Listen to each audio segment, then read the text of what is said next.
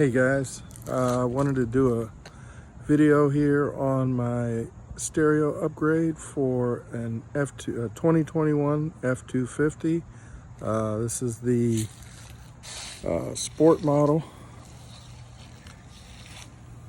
This is the Lariat sport model. Nice truck, 7.3 liter with the Bang Olufsen, can never say that, stereo system. And I wanted to show you guys some of the things I ran across in case you're thinking about doing this upgrade, help you out with the research and some of the questions I had, and hopefully make things easier. So first of all, let me show you what was in the truck. So this is the original equipment that was in the truck. These are the speakers, very low quality speakers. They're light as a feather. Look how small the magnets are on it. And I believe this is the tweeter, not much of a tweeter. And these go in the column. These were in the front door, and then looks like they have coax in the back. And as far as bass, this is the subwoofer. I mean, I can pick it up with one hand. It's plastic. It's an 8-inch sub, but it's just not very, doesn't give you much. And that was my problem. I wanted to have a system that was a whole lot clearer and had deeper bass. And trust me, this upgrade that I did, it's night and day. So first of all, I did a lot of research on my own, and just like you guys are probably doing, is watching installation videos on how to do this stuff. So I'm not going to show you how to install it all the way through. I'm going to show you after the fact, because I think you guys will be able to figure out how to get it installed, but I can show you some of the problem areas I had. So first of all, this is what I upgraded to. So this is the factory amp. Again, not a whole lot to it. I upgraded to the JL Audio 900 watt 5-channel. Originally I was looking at more powerful amplifiers with preprocessors that you hook up to your amplifier, and after talking to MT Audio, the integrator that I bought this stuff from, he made the suggestion to go with this and go with the Focals, and I'm glad I did. These are wonderful speakers. I was looking at maybe getting the JL Audio speakers to match, but they suggested these. These are very crisp. They have a good bass response with the added custom subwoofer that I'll show you in a minute.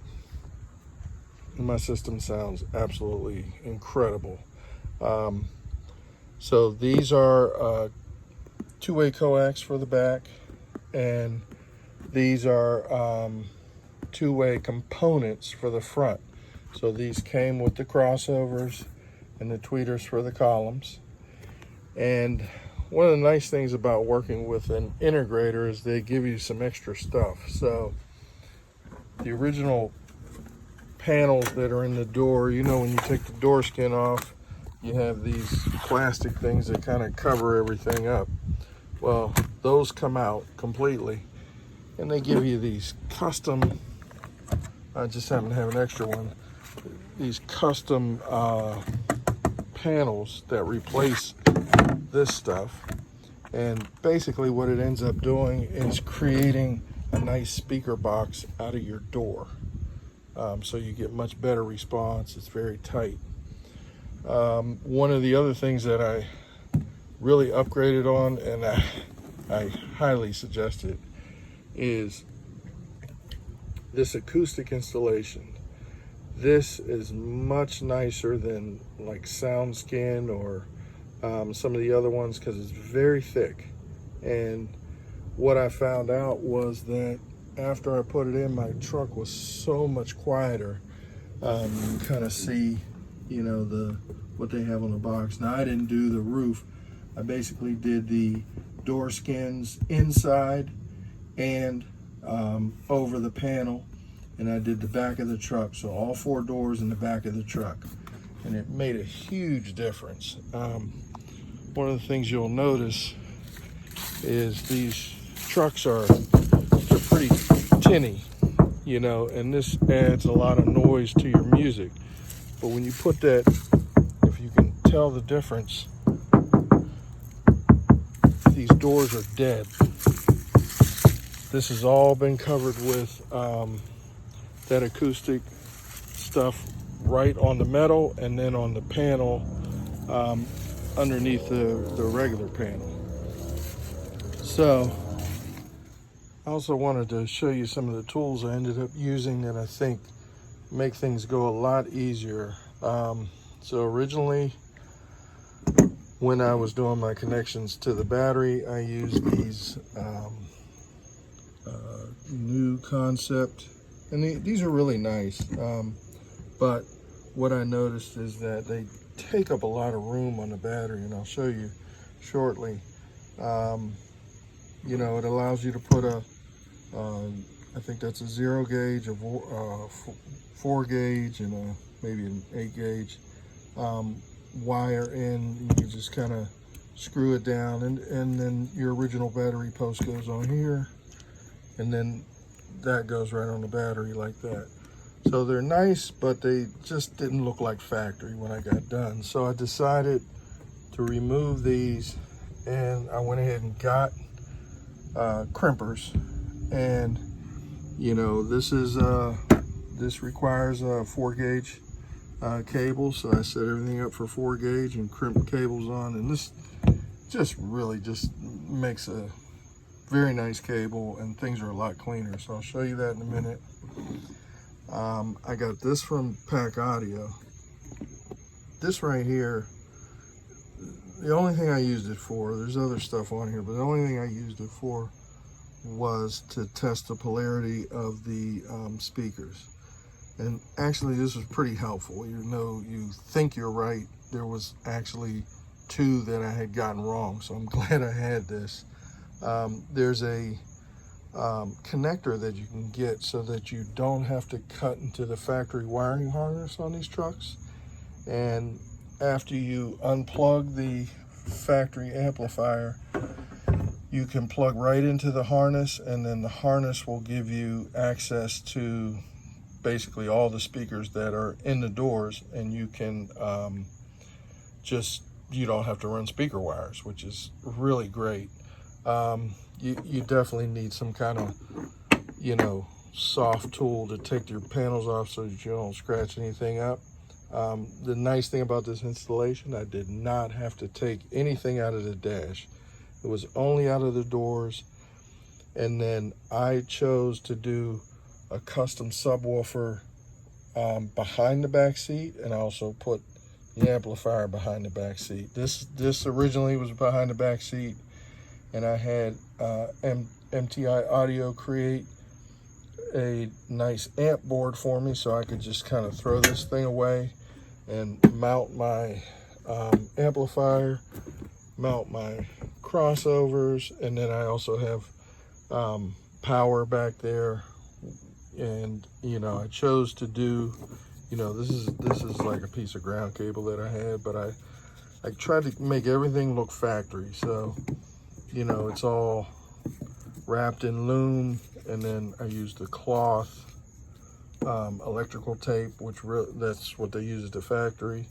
And then any kind of connectors that went into a hole, I put a barrel on it, and it just keeps the wires nice.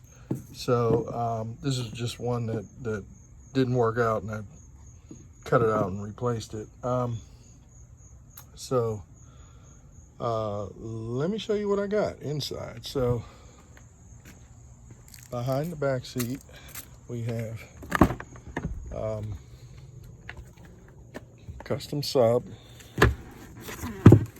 So this right here, and let me show you.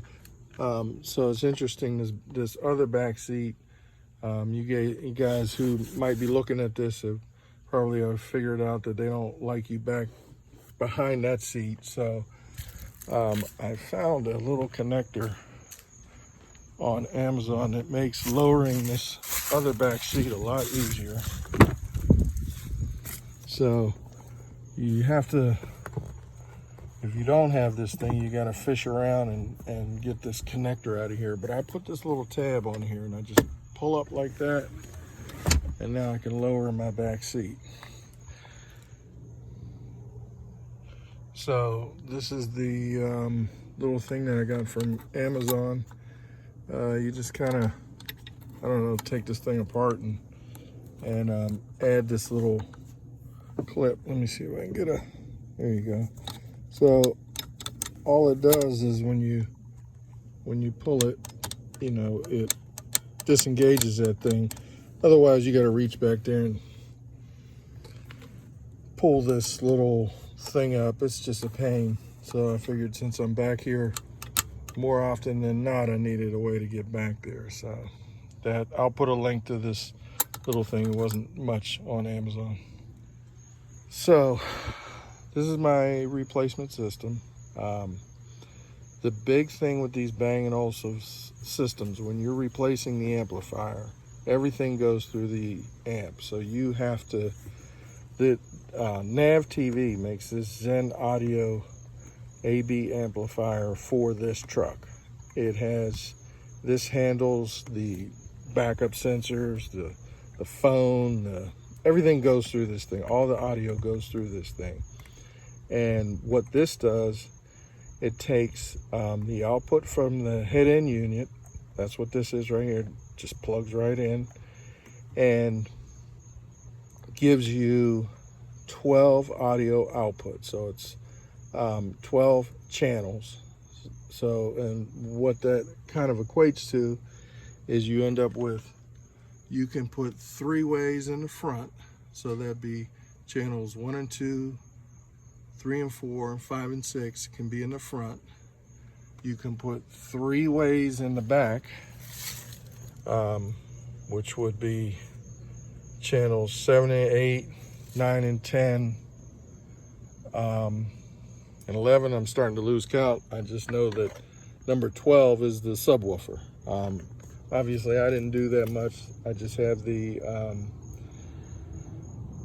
I used channels 1 and 2 in the front and channels 7 and 8 in the back. And then the directions tell you which channels go where.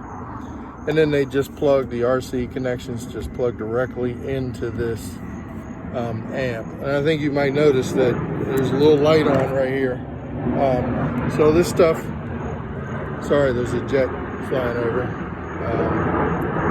This stuff comes on basically when you open your doors. And so, you know, my amp is on. This is direct connection to my battery, and it's positive and negative. So one of the things that I found on the internet, there seems to be a huge battle about whether you run your negative all the way to the battery or you ground it to the truck. When you talk to the manufacturer and you talk to these audio guys, this unit right here cannot be grounded to the truck. It has to be grounded directly to the battery. So that just made things simpler for me. I just ran 2 cables all the way back to the battery. This one's positive, that one's negative. Again, I put heat shrink on here. My cables are red and black, but I just made everything black with the heat shrink. And all my cables are hidden behind this custom board that MT Audio made. This subwoofer is actually, I can take it out if I want. The seat holds it in there nicely, but it is built for this truck. And the only thing I had to do was this board right here. So this, whatever they call this, I pulled this out and I put insulation all behind there. And then I actually had to move a couple things around so that this would fit snugly in there. and it wasn't hard to move. There's just one unit back there that I kind of slid up a little bit. A couple wires I moved out of the way, and then also had to relocate this. And I think it was turned this way, and I just turned it that way so that when you fold the seat up, it would make it past this right here. So, you know, some of the measurements, you know, I had to be pretty precise on, but it actually turned out nicely. This is a great rack. It's very solid, and I like the way I can hide all my wires. This is just my subwoofer wire sticking out a little bit, but so two other things I wanted to mention about the amp board here. So one, okay, you see where the cables are going through. It's a little out of focus because it's kind of close, but this is a two-way crossover. This is a two-way crossover. So signal comes out of here for the front channel, both left and right, and then it splits off, and one side goes to the factory wiring harness that's behind here that clips into the original speakers, but then the other one is for the tweeter that's in the column.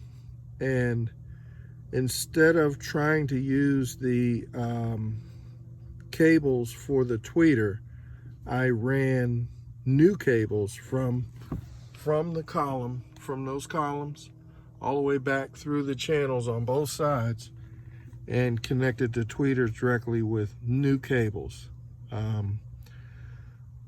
Reason why is because the way, kind of the way they had it wired, there was kind of no way to use the crossover with the old tweeter cables.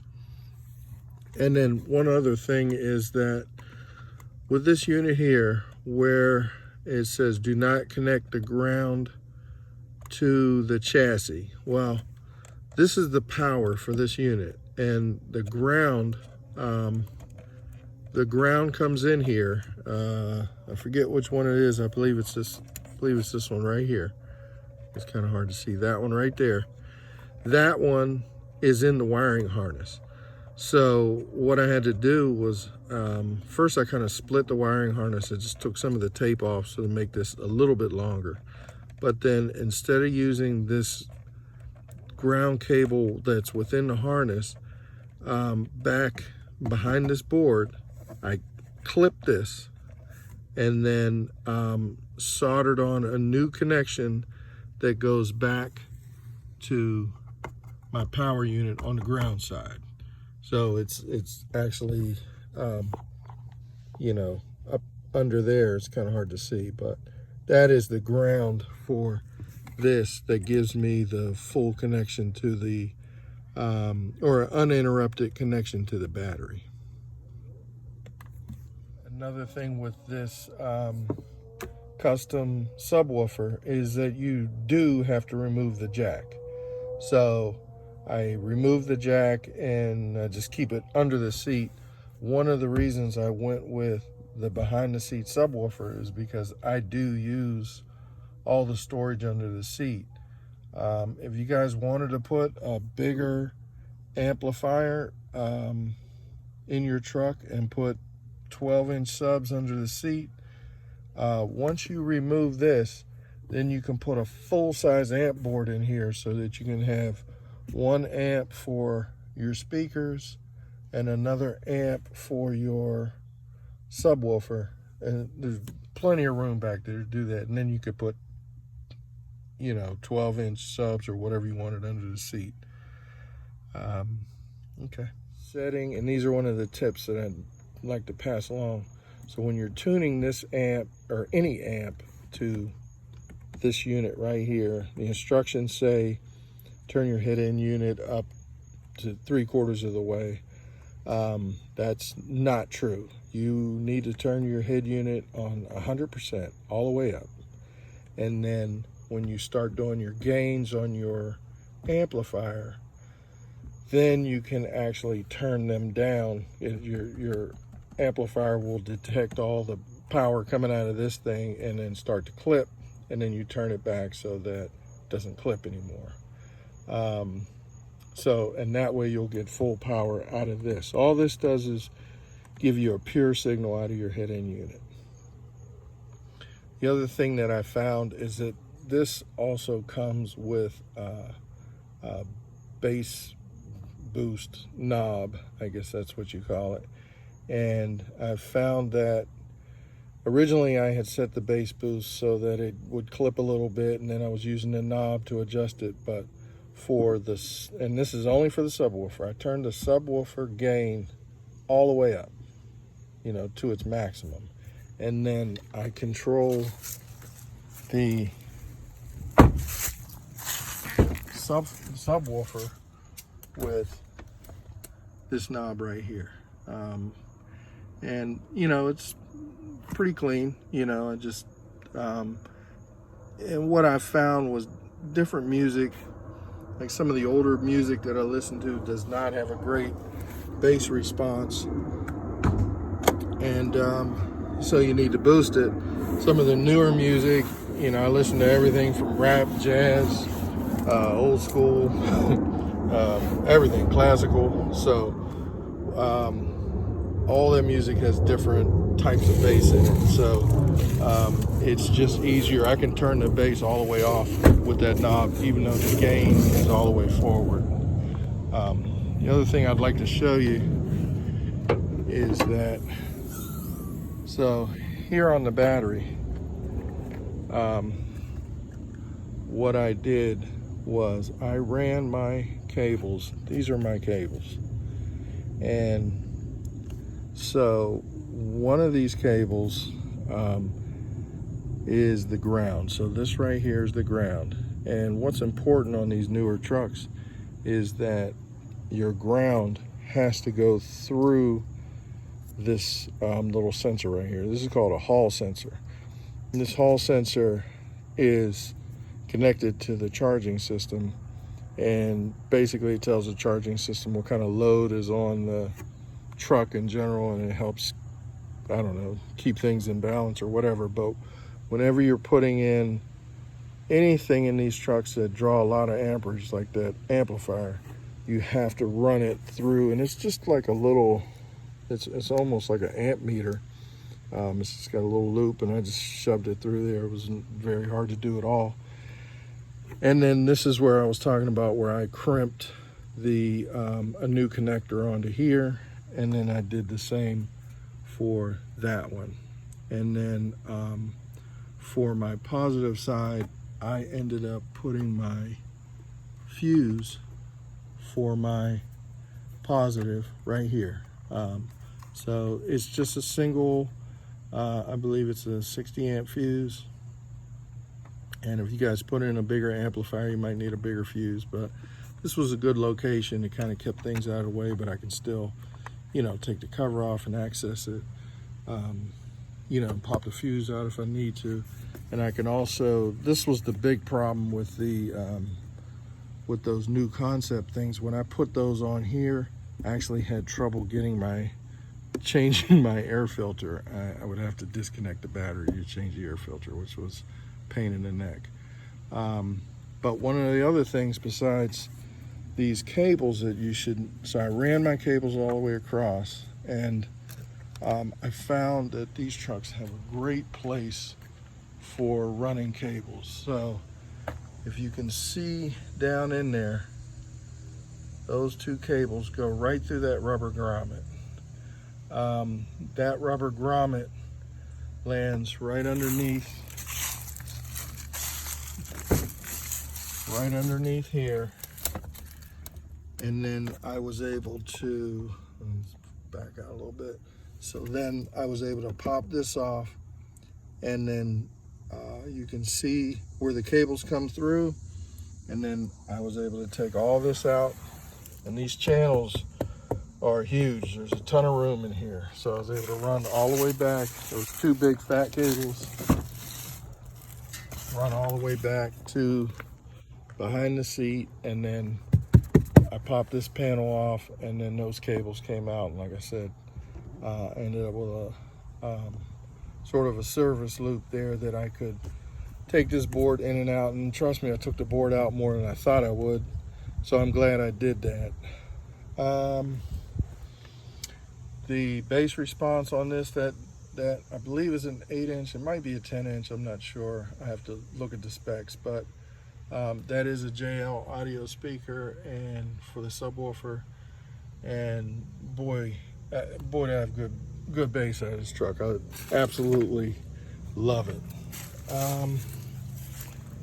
So some of the tools that you'll kind of need, I made a have a list. You know, you'll need crimpers, and you'll need you'll need strippers, and I soldered a lot of connections to make sure that they were tight. You're gonna use a ton of tie wraps. One of these tools is great for these Ford trucks to get the screws out. There's a lot of these type of screws, and